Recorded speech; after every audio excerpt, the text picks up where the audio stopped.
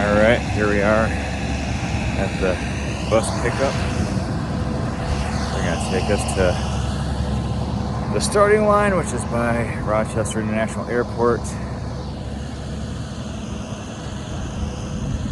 I don't know what I'm waiting for. I guess I should get on the bus and I'll see you at the airport.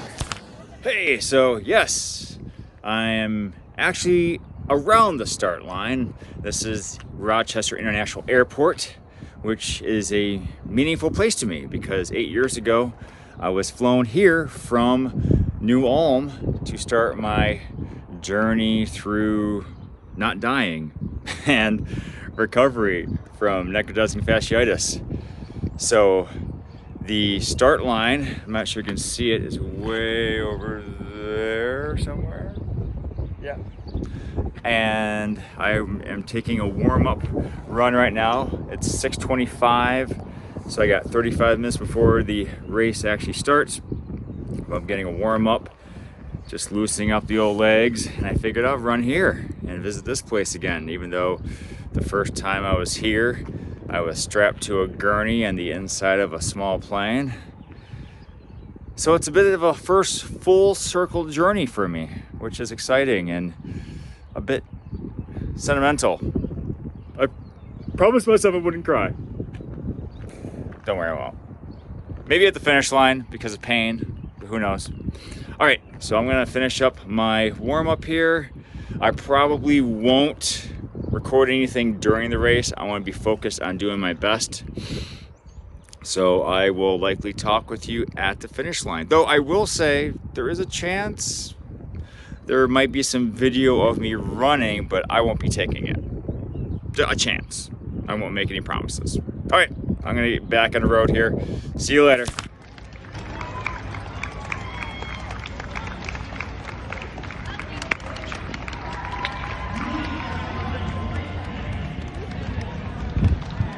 Here we go, Chris.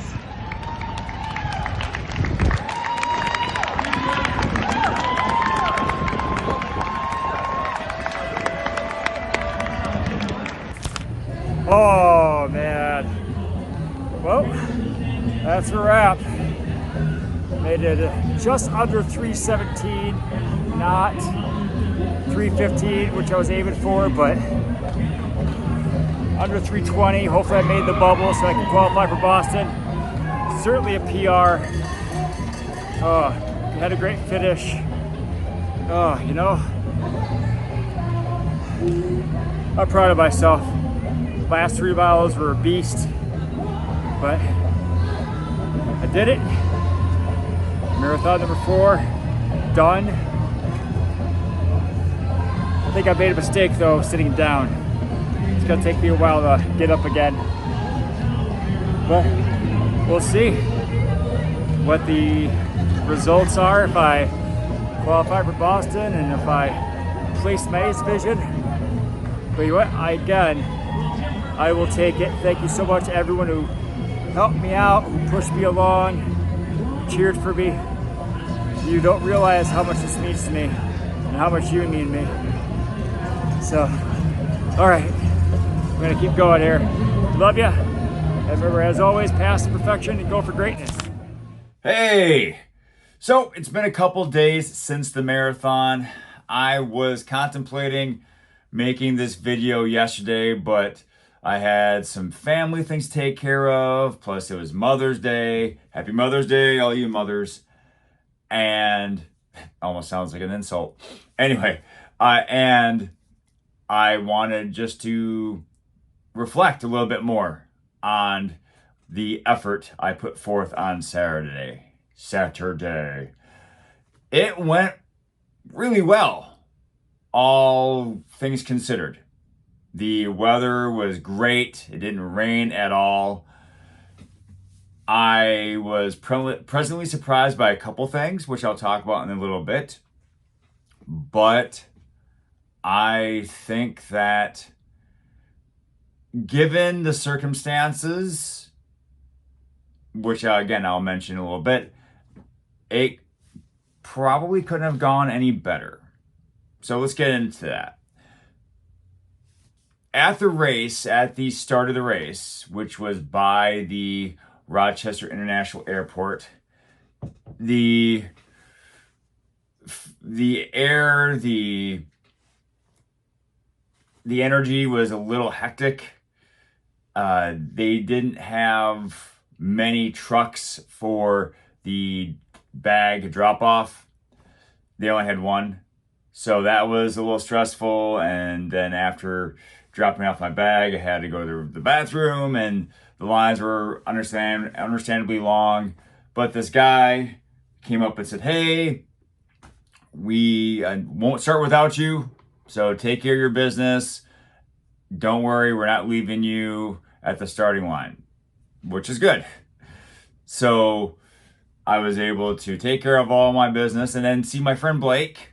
I saw Blake and one of his friends. Blake and I have been running on and off together for the last 5 years.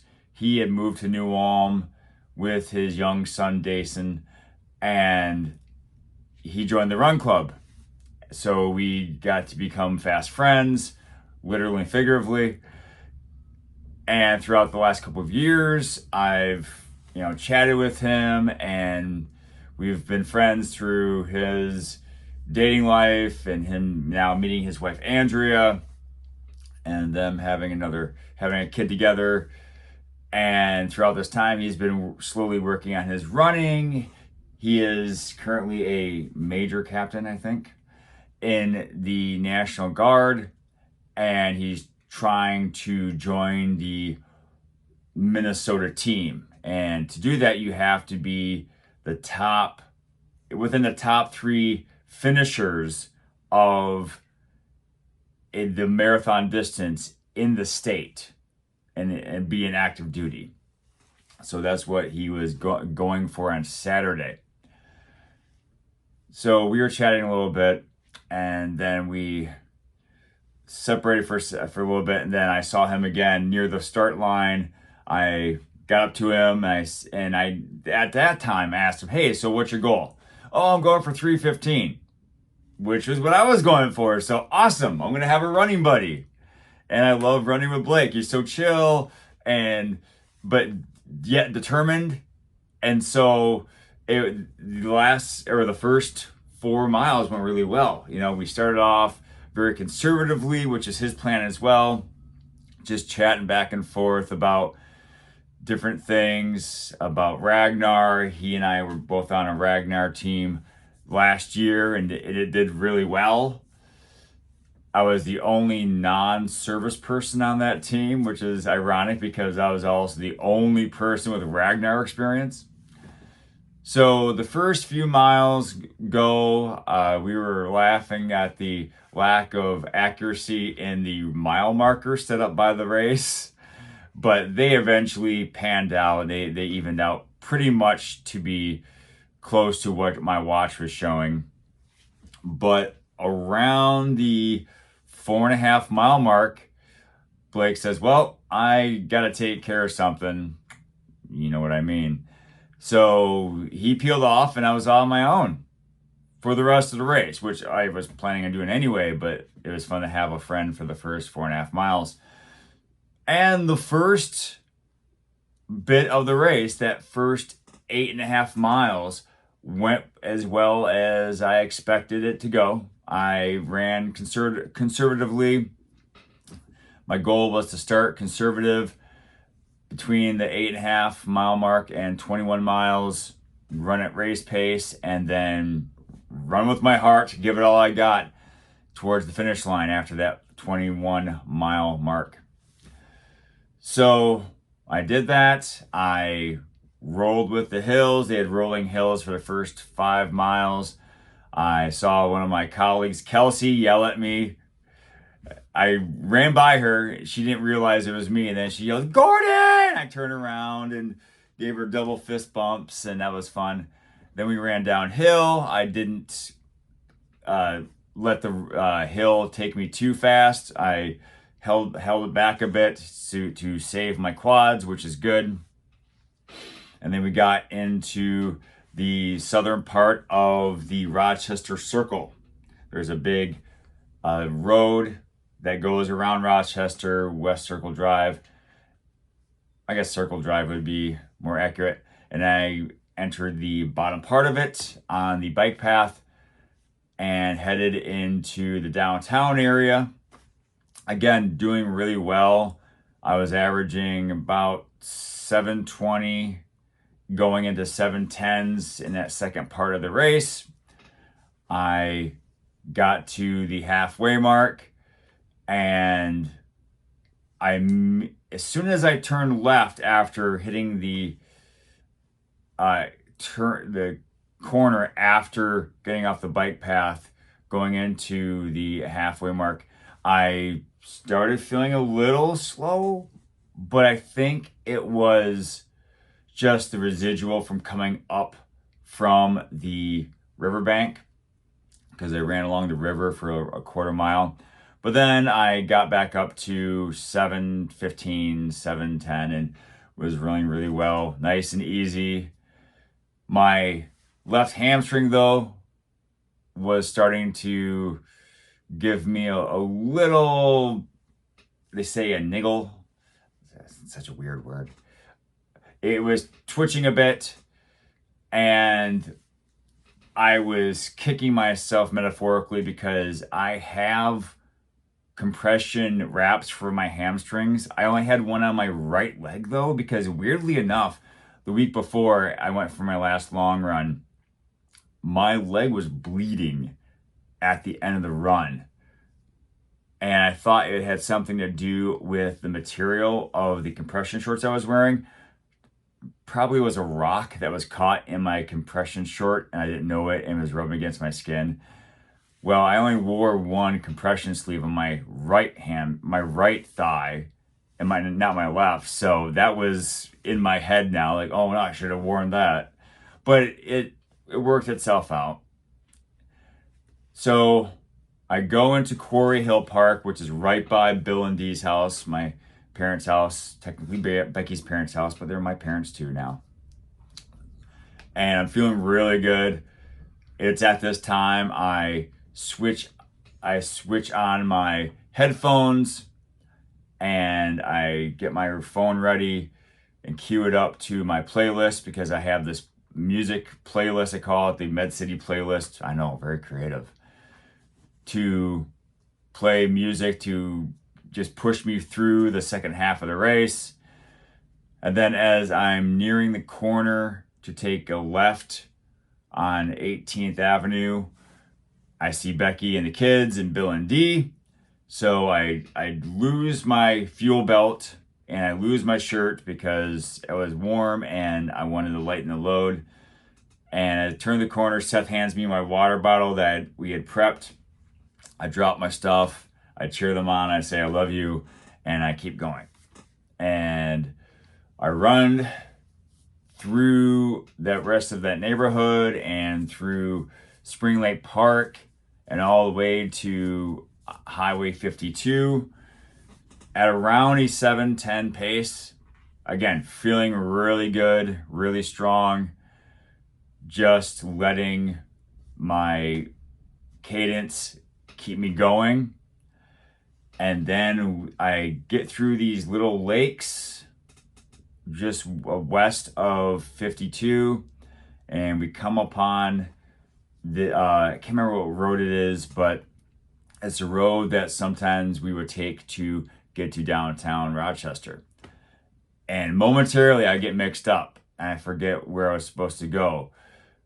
Apparently the volunteers at that turn were so engrossed in conversation they didn't see me coming. So I, for a second, start heading right, and they yell, "Go left, go left!" And that quick turnaround was the beginning of my entrance onto the struggle bus. It was right around mile 20. From the start to mile 20, I was rocking and rolling.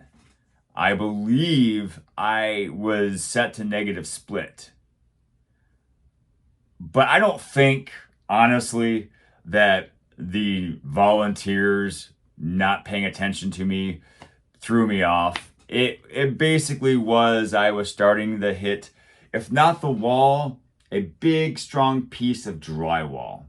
that I could break through, but I had to push. And it's also the start of the 3 hills that were waiting for me during that next mile, mile and a half stretch. So I started feeling a little sluggish. I was looking at my watch a lot more, seeing the time tick away faster than the mileage. And I needed to just start doing some mental math. Was I going to be able to make my goal to finish before 3 hours, 20 minutes, which was the Boston Marathon qualifying time for my age bracket? As I was going up and down those hills, I just focused on keeping my pace fast. So I was quickening my arm swings so I could keep my legs moving.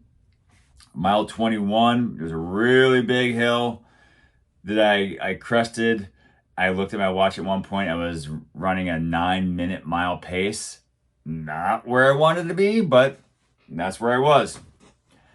So I crested the hill and let gravity take me down.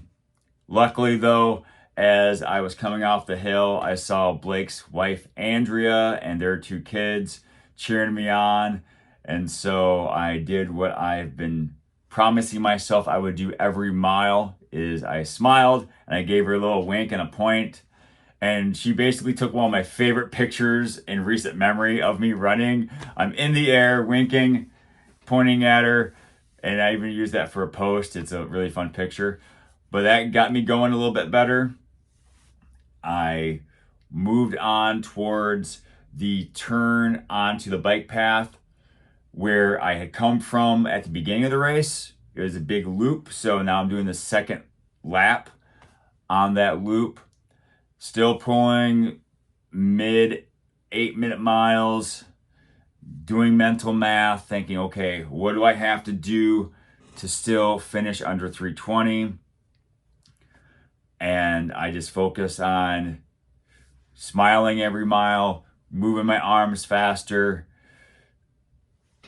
And, you know, while I hit a minor, as I say, piece of drywall that I broke through eventually, I also need to really look at my nutrition intake, because going back to the first part of the race, my plan was to take a goo, well, one of those Maurten goos, at the 20-minute mark, and then 3 miles afterward, every 3 miles afterwards. So like mile 5, mile 8, mile 11. And I had done that.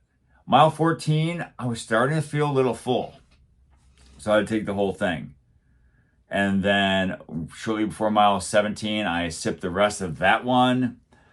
Mile 20, I tried to take one and I just wasn't feeling it. So I'm gonna really have to look back at how how to take my nutrition during the race. But okay, back to where I was at around mile 22. Again, I saw myself dip into the 9-minute mile pace, so I picked it up again.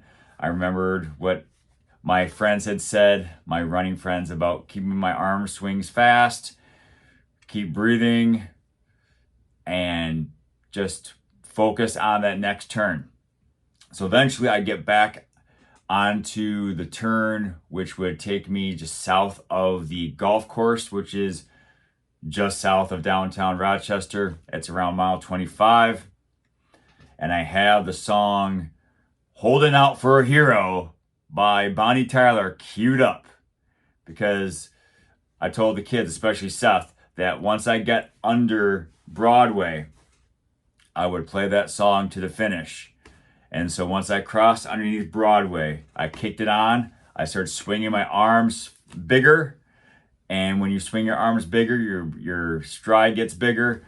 And I start picking up speed. And I'm getting 7:45s, 7:40, eventually 7:30 pace as I'm running along the river.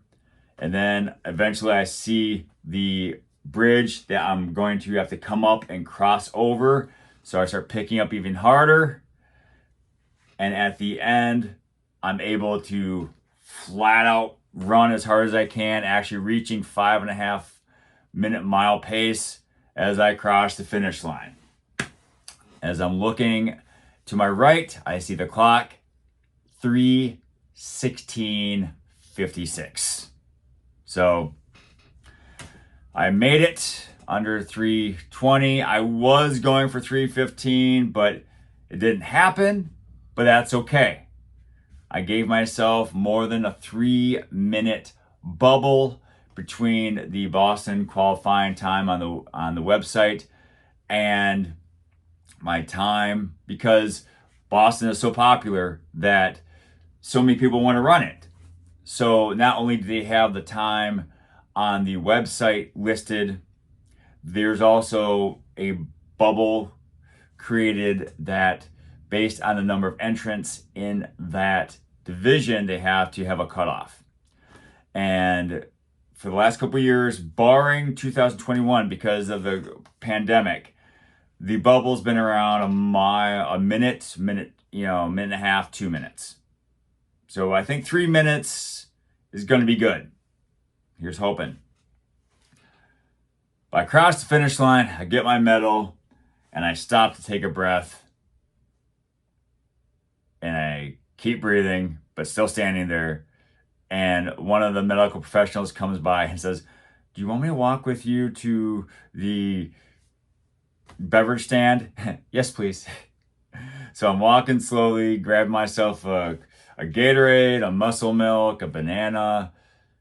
And then I see Becky and the kids and Bill. D stayed back at the house.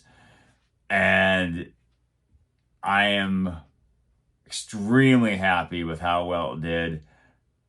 I give them all a hug. We pose for a picture. Then I look up and I see Blake. Turned out Blake caught up with me in terms of time. He finished just about 2 minutes after I did. So his bathroom break was really lickety-split, and he was able to catch up. And while he didn't finish where he wanted to finish at 3:15 as well. He did fantastically well. He ran a PR. So it was great, aside from my calves and feet. I don't think my feet have ever hurt that badly. They were screaming, and my calves too were cursing my name because I just put them through 3 hours and 17 minutes of absolute heck. But it's all for the name of passing at perfection, going for greatness, I tell them. They don't believe me, but it is what it is. So, as it turns out, I, again, did run under the time I needed to qualify for Boston. I actually finished 17th overall in the marathon, which really shocked me. I was not expecting to finish that high in the marathon rankings. And actually second in my age division. That I foresaw myself doing because of the lack of 40-year-olds running the marathon. But second, I was thinking maybe third, but second's awesome. I'll definitely take it. So, as I look back at the marathon, mostly good results. Like I said before, up until mile 20, I was keeping with the plan. I started conservatively, at least I thought I did. I kept a solid pace throughout.